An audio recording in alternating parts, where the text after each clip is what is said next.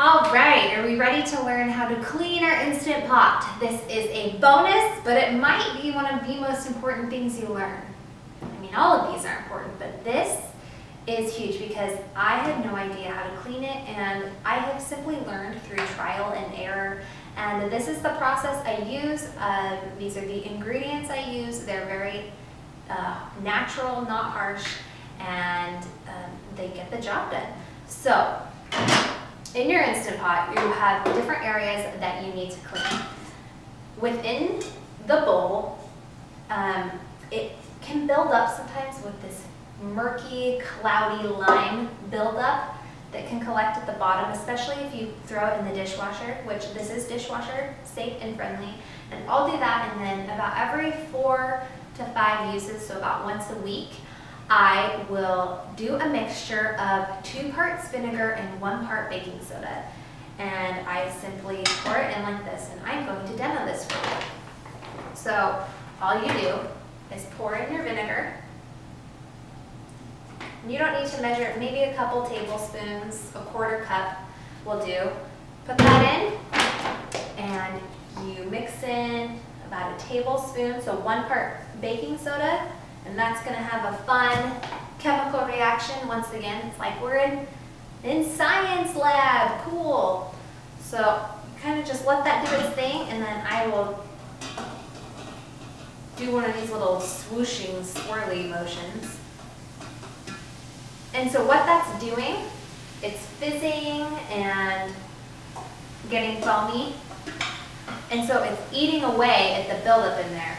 And so once that's kind of finished and it's done its thing, I'll put in a couple squirts of dish soap, and then I'll use a rag. And you can put in some water as well, some warm water. And at that point, I simply use my rag, and you want something that has a little bit of abrasion on it, and I will just clean it and scrub it. You need a little bit of elbow grease in there to get rid of it, because as you use it, there's something called a rainbowing effect. Your pot will look kind of rainbowy, and so this helps remove all of that, and you just scrub at the bottom, and it will remove any of the buildup at the bottom, and that way you're not having to use a bunch of harsh chemicals. You can use Barkeeper's Friend, I think that's what it's called, or one of those items, but I prefer to use natural cleaning ingredients as much as I possibly can, especially in an appliance that I'm using so much to cook food in. It's important that we use clean, easy ingredients within our cooking supplies. So you just do that, and then it's nice and shiny inside. I'm just going to rinse it out with some water.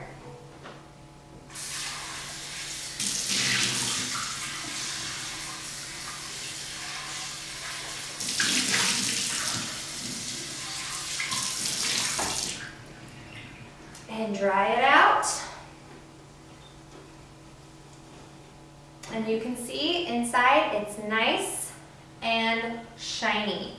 So that's a really easy way to do that. Now to clean out the grooves in here, all you need is a rag and a couple of Q-tips, and you can just get in there with your rag. And a lot of times too, this part's already clean, but just before you rinse it out, dip your rag in, dip your Q-tip into the vinegar soap mixture, and just go along and clean out. Now in these little grooves here on the edge, this part does not come out of the pot, so you need to take a Q-tip and go in there to clean everything. And it'll clean it right up, dip it in, clean it, and just let it air dry.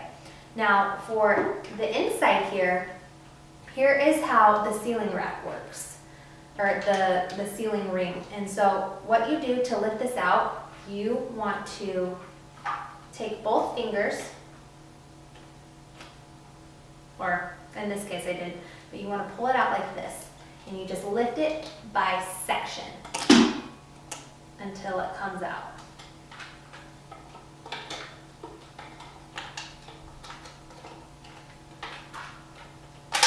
Okay, so that is the sealing ring, and this is the sealing rack that it goes in. It is very important that you clean this often.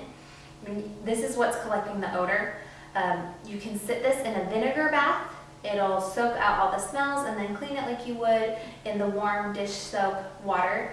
And then to insert that back in, you just do it the same way that I did, but you're gonna go through and make sure that it's pressed in until this middle groove here sits into the rack. Now, when you take it off, you can get in with your Q-tips there and your vinegar water mixture to wipe the top off as well. And also, there is the little anti-block shield that you'll see right here, and that is where the steam is coming out. And you can easily pop this off. You just have to pull. Now that my hands are all wet, it might not work, but there we go. So you just pull with your index finger and your thumb, you pull that off. You want to clean this periodically because food residue can build up from releasing steam over time. It's just good to get in there and clean. Do not ever remove this part though, that is dangerous, and you don't want to remove any of the safety guards. But you can feel free to get in there. You don't want to remove this part either for the pin. But you can get in there with a Q-tip and clean everything out, and then to put this anti-block shield back on, you just pop it back on with your thumb, and it's that simple. You can also do a steam clean, putting in about half a cup of vinegar, half a cup of water, and then you can just go ahead and do a quick low pressure or high pressure clean. When you lock it in and you're ready to go, you can do steam. There's a steam function here, and all you have to do is put that water in, put the pot in, and then press the steam button and it'll clean everything for you. And then when you open it, just wipe it all down and it'll be ready to go. It'll get rid of any residual odors because in that sealing ring, that's where all the odors collect. So say if you made some Mexican rice, that has a pretty funky stench after a while with all the onions and tomatoes and everything, and that's just a really great way to clean it. Now you do need to note that if you notice any cracking or breaks within your sealing ring, you need to replace it immediately because what happens when you're using your pressure cooker, the sealing ring expands, and this is what creates that seal so that the pressure can build up properly. And if it's broken, that can also be an issue. However, they are silicone rings, they resist the heat, and they are very durable, and they last for about 2 to 3 years before you need to replace it. You can also buy replacement bands on Amazon, and I will link those below, as well as all of these materials.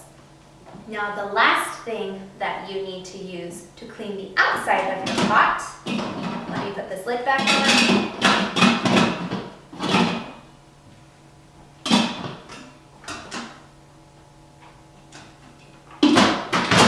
There we go. To clean the outside of your pot are stainless steel wipes. I prefer the Wyman, not sure. I prefer this brand. It's because they're easy. They come in little one cloth wipes, and this is how to keep it nice and shiny and brand new looking. So what I'll do is rub in the direction of the stainless steel, which is going horizontally, and I rub all the way around the pot here. I will clean off this front part and then this top stainless steel part as well. Sometimes residual food will build up after the steam has released and get in on these grooves, so you can go in there. You can also take a Q-tip and get the little fine grooves. And then you just use a clean towel and you wipe down so there's no streaks.